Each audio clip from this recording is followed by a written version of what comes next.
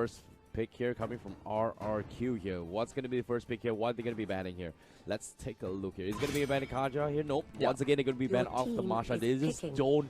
I feel like RRQ just values Masha so high, and because of that reason here, maybe not many teams actually realize that how strong it is. But VFM, they're going to be starting us off with the Harif pick up.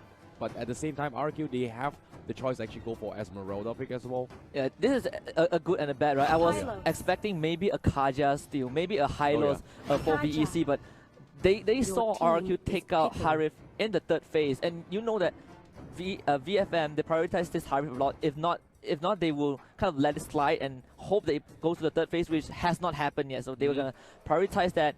But at the same time, they are sacrificing two really strong picks for RQ. That is your front line completed for the Indonesian team. Definitely here. But at the same time here, VEC, what are they going to do here? Because as of now here, pretty much their support, they have to play around the Kylos as well as Kaja, especially on the front line. Do they actually, take RRQ's advice to just pick the Barca as well? Considering that, early on TUTURU did mention as well that, hey, come on, Barca is like a natural counter for the Hylos. Or are they going to force like the Harif to actually go into the necklace of endurance here coming from VEC? Yeah, I think if you're looking at VFM right now, the Barca kind of looks tasty as a pick, but you are looking for the damage output. Right? You have Badang, you have Harif.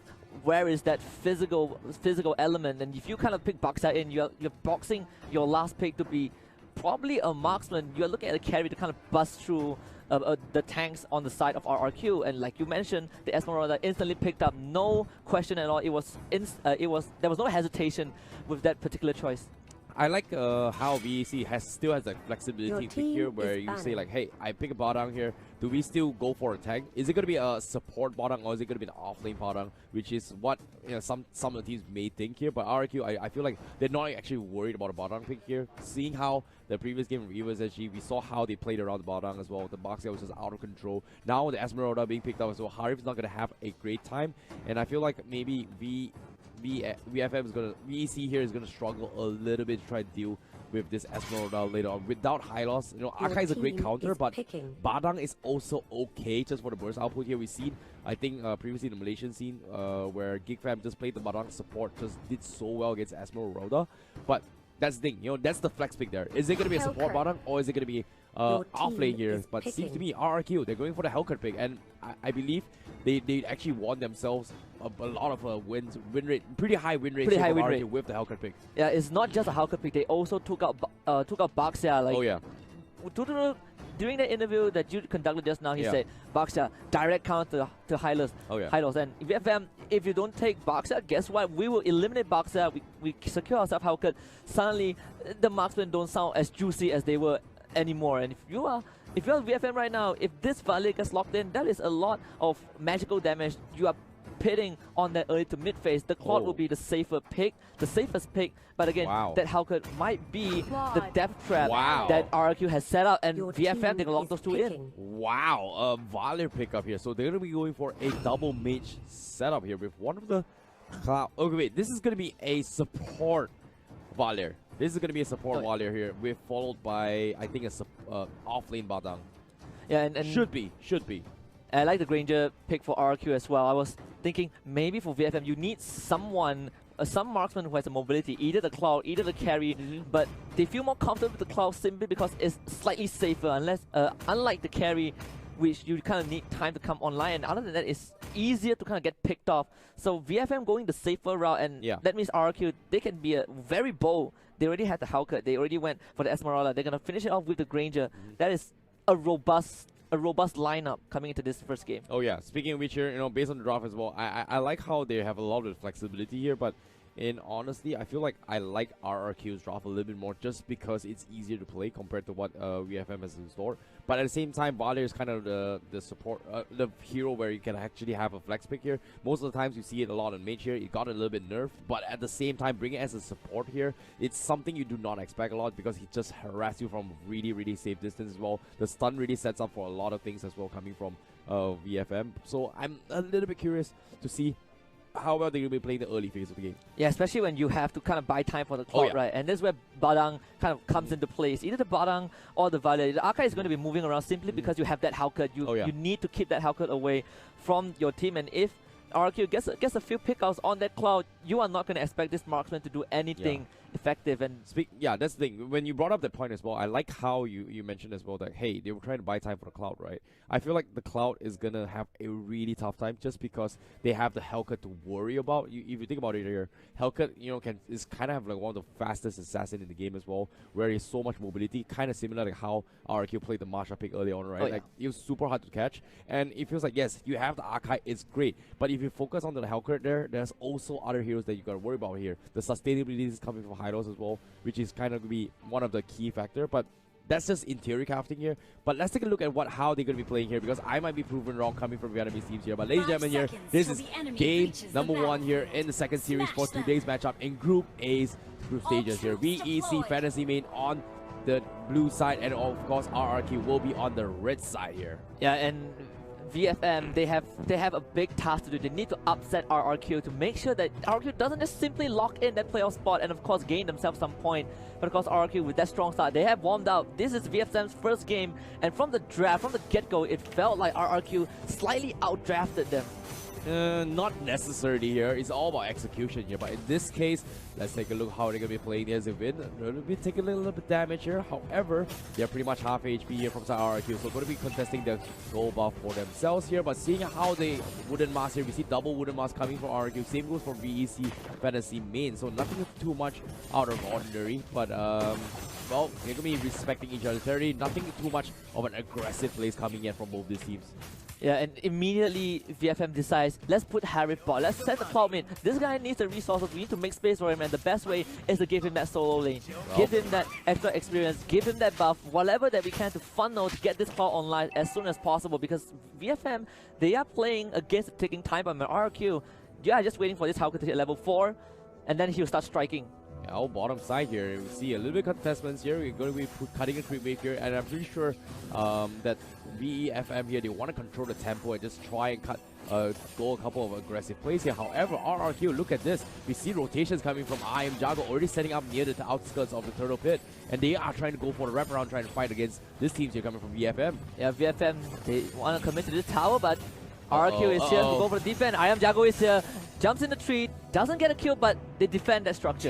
Yep, nice disengagement here coming from VFM. They tried to go for a commitment here, but RRQ managed to stop them in the track, which is really nice. Zaman Frost was kind of baited out as well. This is going to buy a little bit of time here for RRQ to get up those farms here, especially from the side of Jago. But hold that thought for now. Brawly, will he get scouted out? He might be in some trouble, but he's going to be fine. Yeah, and the rest of RRQ, they are coming, like you mentioned, they're setting up the turret. They stalled out that tower for a bit longer, and now VFM, they managed to get a tower. They're coming into the turtle, but guess what? RRQ in the strike, the lights gets turned off, and immediately they're gonna pounce in, try to go to the first build. Lucky will take another value out of the picture, but High will be able to beat that front line for now. It's a 1-for-1 so far, but RRQ seems like they've isolated High, and High has nowhere to go. Double kill for the Hellcat, and RRQ, they want to go for more. They smell blood in the air. Team X has to jump away. VFM, they concede 2 kills, and they will concede the turtle as well. Nicely done here coming from RRQ, and it's not over yet here because T-Max is going to get dived out. He's got no Hurricane Dance, and he will get bursted down, unfortunately here. And Teeny is trying to go for a big wombo combo here, but let's take a look at the replays here because I like this play coming from RRQ. Pay attention to this here. They immediately focus on the support, and not to mention as well, Sin on the Hellcat was cutting off the backlines here. They knew that Akai did not have that Hurricane Dance. They pressured him and took him down, which was very nice. And a little bit unfortunate for VFM as well, if you pay attention, because Cloud did not exactly have mana to work with in that team fight. Yeah, and the best part was the moment Sin saw that opportunity, he didn't just get the first blood. After that first blood, he jumped right to the back line. Like you mentioned, he got the AoE silence off. No, this is the problem with Cloud, right? You need to buy time, but all this early fight is just going to stop him when this Hellcat is so huge. RRQ, 4 kills in a row, gets the turtle and gets the tier 1. Sin's just gonna get away. Teeny is 3 levels behind. There's no way you're catching this Hellcat anytime soon. Yeah, saving up the... You mentioned about the Cloud as well, buying a little bit of time. He needs those items, especially the Golden Staff and the Demon Eater Sword. But building up those stacks to transition into a Blazing Duet, that's gonna be the key component here. And it's not going to be an easy thing to actually pull it off. But RRQ, they seem to realize that as well. That's why they always send Sin to cut the backlines. But as of now, Sin is 3-0-1 on the Hellcat coming from RRQ. And it's not over yet. Oh! And this time, VFM, they want to strike back. The Grand Girl is there. That is Sonata, but not able to help out his teammate. They will lose one to VFM. Yeah, 2 times in a row here coming from Win, getting taken off here. Good catch there coming from VFM, but it's only a support there. The T1 is going here, and Sin getting a solo kill on Cloud, and that's going to be unfortunate there. And he's got 4-0-1 right now. And this is the nightmare that we've been talking about for VFM. They're playing on taking time moment. This 4-0 on Sin has just accelerated that critical mass period. VFM, they need to somehow buy more time, and we keep repeating they have to buy time, they have to make space, but space is being constricted because RRQ are getting all these objectives across the map. Yeah, I agree. And Sin as well, because he went for the high end, right? It's as emblem, right? As alone himself, this Hellcat is going to be able to take down any hero from the side of VFM, especially if they're alone here. That's exactly how the Cloud died. But now, once again, the turtle will be secure from the side of RRQ. This time, Iojago wants to pick a fight here. They're going to try and lead the charge with this Esmeralda. Will they actually catch any members from the side of VFM? But VFM, they're playing on the retreat here. They're losing the economy at least 4k deficit here, coming from VFM and RRQ. And just perfect game sense from RRQ. Sin, he saw VFM pull off a collapse in the middle lane, realizes, okay, the front line, they're all gone from the side, from the blue side. Claude is definitely isolated. Let me just go and pick him up. And that's what happened that led to Claude's death.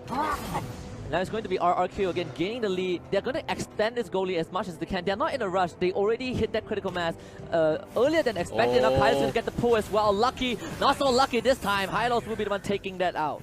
Yeah, nice divine judgment there coming from RRQ, catching off Lucky, like you said as well. But it's like I said, you know, the Cloud needs more items. Divine item up already. Cloud, Broly's gonna go lead the charge here. How do we do this here? And they're gonna fight this. Harif, he's doing his best. Hyde will not be able to get any kill onto Liam. This Hylos is pretty much unkillable at this point. You need more commitment.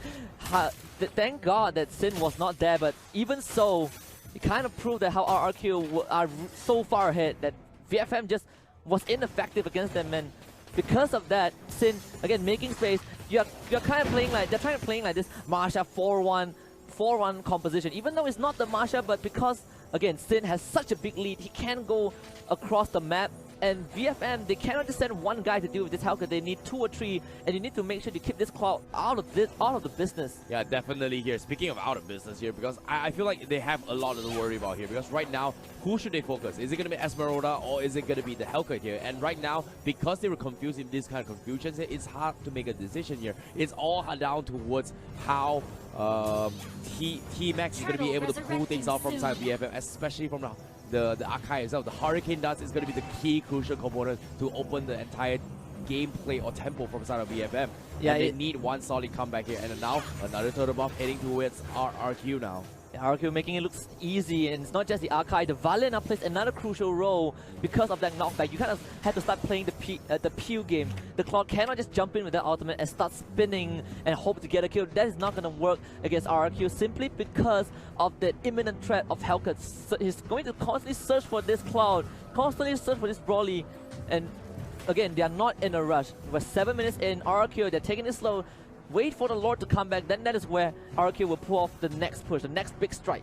Yeah, speaking of next big strike here, T-Max, he needs those fights here. RRQ, they're lying in wait, they're camping their way through, hoping to catch a couple of mistakes here, and you can see they're setting up shop from RRQ, and VFM, you can see as well on the bottom, on the mini side of the map as well, you can see Lucky on the volley was just a little bit scared to actually push too far off, but now they scout this out here. Will they catch off Lucky again? This is the goal. He goes in. Ooh, gets pushed back. He's gonna be fine. Falling Star Moon as well. T-Max going for the Hurricane Dance. He's gonna connect on one here. He will get the Sin here, but that's gonna be Hellcat. And a big spin! Ultimate here coming from Arda. Connects on the dot, but it's gonna be enough to revitalize from Liam. Keeps him alive. They take down the Archive, but unfortunately, VFM, they lose 3, they lose 2. RRQ is so far ahead right now, and they can't seem to be taken down by VFM. Yeah, Broly is the last man alive trying to get away, and he will be able to buy time for his team, but like you say, RRQ with the lead, they had the item advantage. They were ready for that. That was the best fight that VFM could have gotten, and they were not able to close out that fight, and now it's Broly he's just going to keep running from RRQ, and the rest of his team, they just respawn. Yeah, he has to buy a little bit of time here because probably he needs more items. He want to hit so much damage. You saw the Blazing Duet. He did almost nothing here, but a clutch revitalize from Liam here on that Hylos was the one to set the tempo for the team. Blazing Duet getting forced out. Iron Jungle getting baited for the falling star here. But Brawley, he's trying to buy a little bit of time here for VFM, but unfortunately, he gets taken down. What were you thinking? Nice juke there, but bottom of the space for bottom side here for the Badang to actually get some farm from the side of VFM. Yeah, that was the best case scenario for VFM. From that team fight onwards, everything fell into place, but you say the critical revitalize saved RRQ in that fight, and they managed to get 4 in return. Brawley, great mechanical display, but just the deficit alone allowed RRQ to not be afraid of him. You can see Esmeralda, I am Jago, just, wow, you want to shoot me? I'm just going to let you shoot me, and I'll finish you off. Sin was on the way as well, so there's no way that Brawley can get out of that.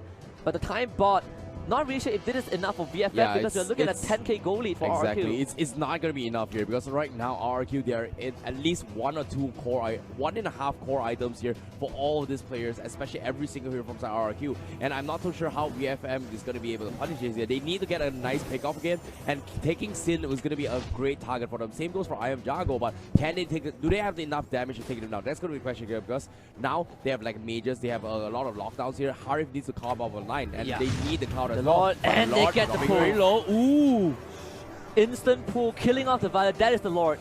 RRQ, they did this exact same trick against Evos just now in that second game where this Kaja is literally ripping the enemies apart. Vin was on point with all those ultimates, Divine Judgment on the right target, and because of that, without the Violet, you lost that one member, that one extra member that can help you peel, that can help keep this marksman alive. With Lord now summoned, VFM, they have to hold this 4v5. Yeah, very nicely done here, and now the Lord is going to be knocking, appearing from the top side of the lane here, and RRQ, they're just going to gatekeep the guys from VFM. They do not want to give them any sort of buffs here. They're going to try to steal the buffs as well. You can see even TUTURU stealing the top buff from the side of VFM, and the itemization-wise, Golden Staff is pretty much out of Cloud and Badang as well. How do you fight this though? Yeah, 12k goal lead for RRQ, the biggest goal lead that we've seen so far amassed by a team, and even though this is just the first day impressive performance from the Indonesian squad, and go for that first inhibitor. It's going to be VFM trying to make something happen. There go T-Max goes in for the Hurricane Dash. He does get 4 targets, but the damage isn't enough. Harry will find one. They force RRQ to retreat, but the Lord is already in the base. Vin managing to get that top inhibitor. VFM, they saw this out for now, but the damage is done by RRQ. Good defense there coming from VFM as well. What a huge out there coming from Teeny as well. Did the damage on, but once again, Liam with the clutch revitalize. He can't be taken down. They lost one member, but that's about it. And VFM, they need to slowly but surely drag this out fight here. But look at this, one big ultimate here. Everyone was so low. The revitalize there keep him alive, but everyone backed out alive. Yeah, T-Max needed that Hurricane Dance, and he got it perfect onto Vin, the Kaja. That hero could have been the Vin could have been the guy to end it off of VFM. So VFM bought themselves some more time to stay alive in game 1, but the odds are still stacked against them. Yeah, definitely here, but like you said as well, the Lord knocked down. They lost 1 tier 3s up top here, but VFM, if they drag this ultra late game here, the Badang and Cloud is gonna come up online. As compared to Granger, it doesn't really do as much as compared to what Cloud and Valda is going to be offering in terms of overall damage output towards the ultra late game. And TUTURU, they know they want to end this game here. They're going to go force out another BOD, but look at this, the fight. And this is what VFC want to do. You're starting to see this Cloud being a bit more efficient. And if you put aside the mistake from T-Max that who try to contest the dragon, the turtle without the Hurricane Dance, it is all a bit better for VEC Fantasy main, but for RRQ, they are still on his tails. That's a crucial item here coming from EFM. Divine Glaive up onto its height already on that Harif, and the Harif is going to pop up a little bit more. And TUTURU also getting the second Blade of Despair as well in this next team fight. This is going to be a crucial fight here coming from EFM and RRQ, and they have the dominance eyes on Liam. Just to try a little bit of slow to actually buy time for the team to actually snowball their way through. But EFM, they just need that one lucky hero. It's either Zin, TUTURU, or even I Am Jungle to get picks off first, this is where they will slowly make their comeback, if and only if they pull it off. And this is where T-Max and Teeny need to make the same magic trick again. They need to go Houdini once more, but this time they can't just get Vin. They can't just get one member from RRQ. They need to get the cost. They need to at least be able to kill off half of RRQ to even have a chance of staying alive. And with the all stacked against them right now, with how things are, TUTURU is just going to continue the split push on the top side of the map. And VFM, they are far away from base. This is where RRQ can consider collapsing on them. But luckily, Sin is not around just yet. Oh, they have Immortal Arm Liam. They're not afraid here, but unfortunately, the buff actually gets stolen. Oh no. VFM, they needed that buff here if they want the next win the next 2 team fights here. And RRQ, but they found someone. Here, but Hurricane Dance. And it's going to be VFM pulling the trigger once more. They're going to go for Vin. Vin somehow survives and revitalized. Liam in everyone, but there is it. Vin and Esmeralda will kill off 2 members of VFM while the rest of RRQ stay alive. They find the fight that they need, and guess what? This is the second Lord for RRQ. Oh, nicely done there from RRQ. Great attempt there with the Hurricane Dance, but unfortunately, it was just too hard to fight here. The Hellcat is just too great to go. Divine Judgment on Bright Wind here, but he doesn't care. He's got an Immortal. He can tank the tower. Why not? Worth it here. TUTURU gonna poke the tier 3s, and slowly but surely, they take the Lord as well on RRQ. They're thinking about closing the game, but TUTURU, oh! Wow! The Death Sonata from TUTURU. Here comes Iron Jago. He wants more. Tier 3s are down. Another one in the middle. VFM, how will they defend this? Lucky and Teeny still alive, but the Crystal is gonna be game. RRQ takes game number 1 in this second series. Yeah, you give them a step, they will take it.